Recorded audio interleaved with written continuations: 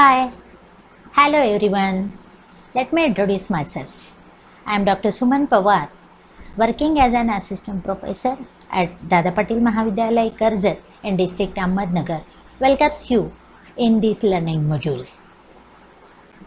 Friends, today we are discussing about protochordates. The learning outcome of this module are the general outline of the chordatum, chordate classification, protochordates, their characters and their classification, and the special subphylum Hemichordata along with its classification, characters and examples. Let us see first the outline of phylum Chordata. Friends, we know that the Chordata is broadly classified in two main categories, of which the first category is Protochordata.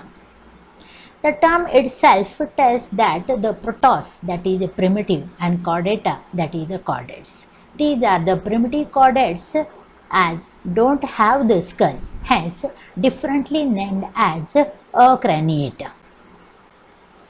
The protochordata is further classified in three subphyla, of which the first subphylum is Hemichordata. The term Hemichordata suggests that some characters they show similarities with the non-chordates and in some characters they show similarities with the chordates. Hence, they are considered as and called as Hemichordata. The representative of Hemichordata, Melanoglossus and Rhabdiflora. The second subphylum Urochordata. The term analyzes like ura, tel and chorda, that is notochordal element. Means the representative shows presence or appearance of the notochordal elements in the larval tail, hence the name Urochordata. And the well-known representatives of this subphylum are Herdmania and Salpa. The third subphylum, Cephalochordata. Again, the name suggests expansion and extension of the notochordal elements from cephalic to caudal end, hence the name Cephalochordata. And the well-known example, Amphioxus, which belongs to this subphylum Cephalochordata. Now let us talk about vertebrata. Vertebrata, these are the chordates which shows well-developed vertebral column, hence called vertebrata.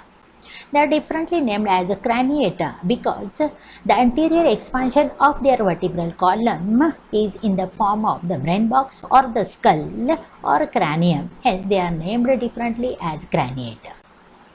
The vertebrata or craniata further differentiated in two major divisions, of which the first division is agnatha, which includes the jawless vertebrates, as they don't have the true upper and the lower jaws. And hence they are represented by a single class cyclostomata because they bears circular mouth. And the examples are Petromyzon or lamprey and myxin. The second division is Gnathostomata, which includes the true jawed vertebrates because they are provided with well-developed upper and the lower jaw. The gnathostomes, they are further differentiated in two superclasses, of which the first superclass Pisces. The Pisces, they are characterized by having the gills for their aquatic respiration and the paired and unpaired fins for their aquatic locomotion. And no doubt it includes all fishes. Furthermore, on the basis of their endoskeletal framework, the Pisces superclass is differentiated into two classes. The first one, Chondrichthyes, that is cartilaginous fishes, which are represented by the sharks and the rays. And the second one, that is Osteochthyes, that is the bony fishes, which are represented by the Amia, Labio, Katla, Mrugal, etc. The second superclass is Tetrapoda. The tetrapodas are represented by well developed two pairs of limbs. Means the vertebrates which are provided with well developed two pairs of limbs, they are included in this superclass. This superclass is further differentiated in following classes, of which the first one, that is the amphibia. Amphi, two beings, bearing means they bears a double mode of life as they live in water as well as on land. And this class is very well represented by the well-known example frog and the salamander. The next class of the vertebrata, that is reptilia. Again, the reptilia, on the basis of presence or absence of the paired limbs, they are either the lizards, that is the creeping animals or creeping reptiles, and the snakes, that is the limbless reptiles. The next class of tetrapoda, aves, that is birds. These are the bipedal vertebrates which shows modification of their forelimbs in the form of wings provided with feathers, and these are the first vertebrate which shows warm-blooded condition of their body as they maintain a constant body temperature. And the last and well advanced group or class of the superclass tetrapoda is no doubt ours, that is mammalia, which are provided with hairy skin and presence of mammary gland. And this class is represented by bat, whale and monkey. This is a short and general outline of phylum Chordata. Now let us see Protochordata. The protochordates, they are the primitive chordates and they are mostly considered as lower chordates.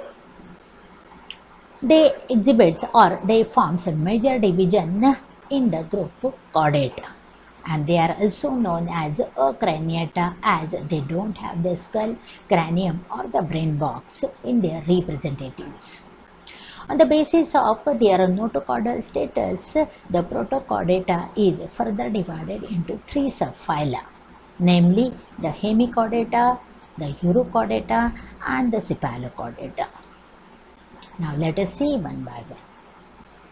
The characters of Protochordata, they are exclusively marine as they found only in the seawater. They show a bilaterally symmetrical body, triploblastic structure along with a true body cavity within them, that is, they are truly coelomate animals. At certain stage of their life, their body develops a supporting structure named as a notochord, and that's why they are considered as the chordates. They shows well-developed organ system level of organization as their body is provided with well-developed organ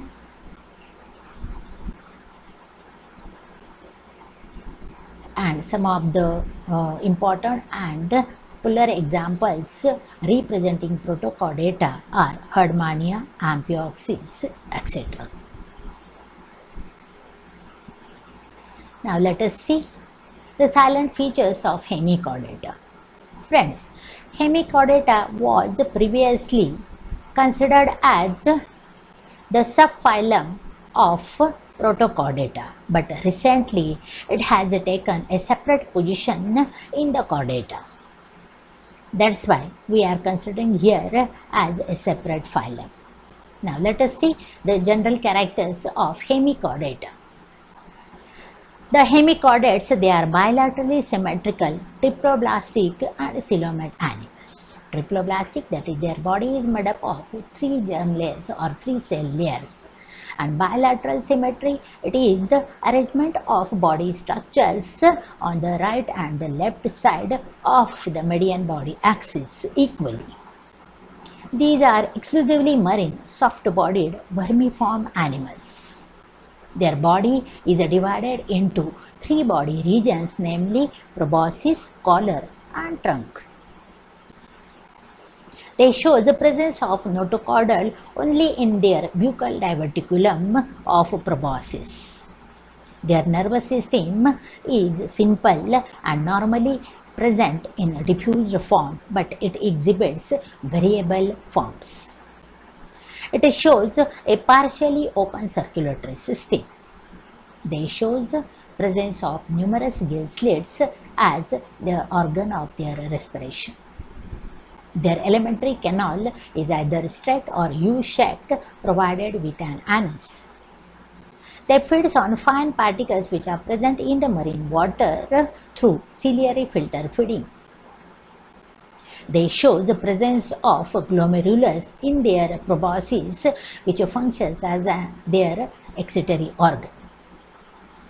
Normally, they show sexual reproduction, but the fertilization takes place externally and they show generally indirect development.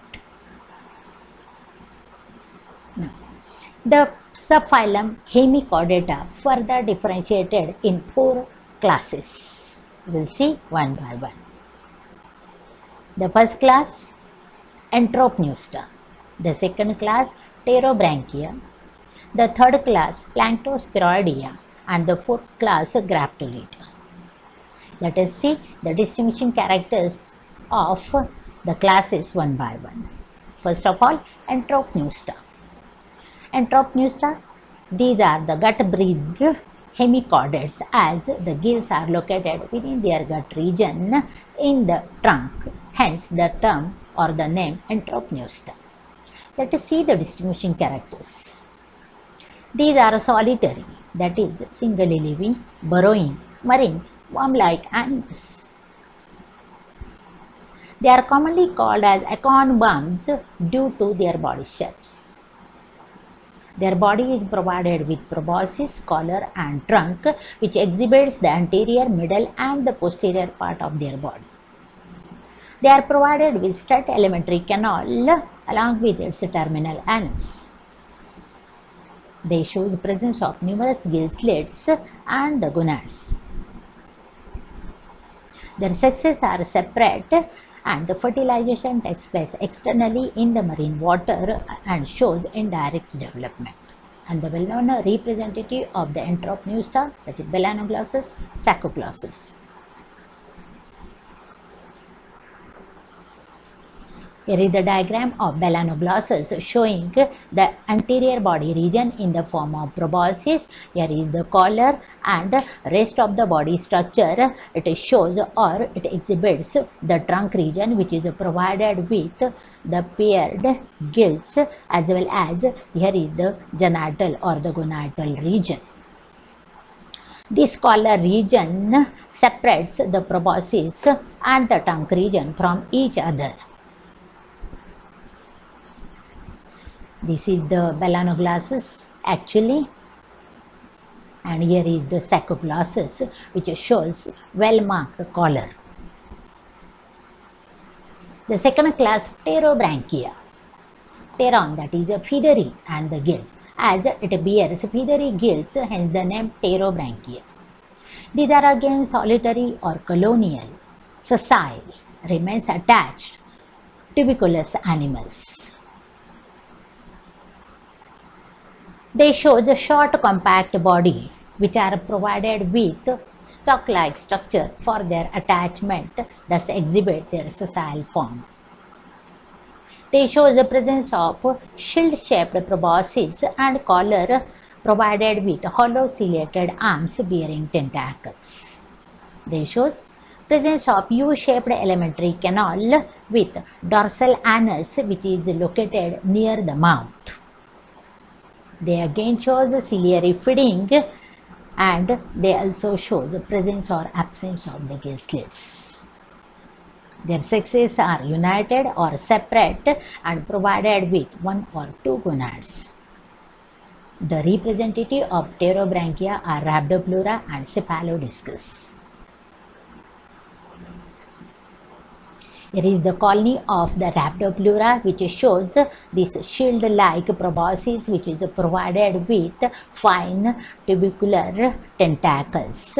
And here is the location of the collar, and the rest of the body structure, it is occupied as a trunk. Now see, here is the tuberculous structure, or this is the colony of the Rhabdopleura. The another representative of this class is the Cephalodiscus. Again, it also shows its collar provided with these spiny or tentacular arm-like structure. and here is the provision of the stop for its attachment.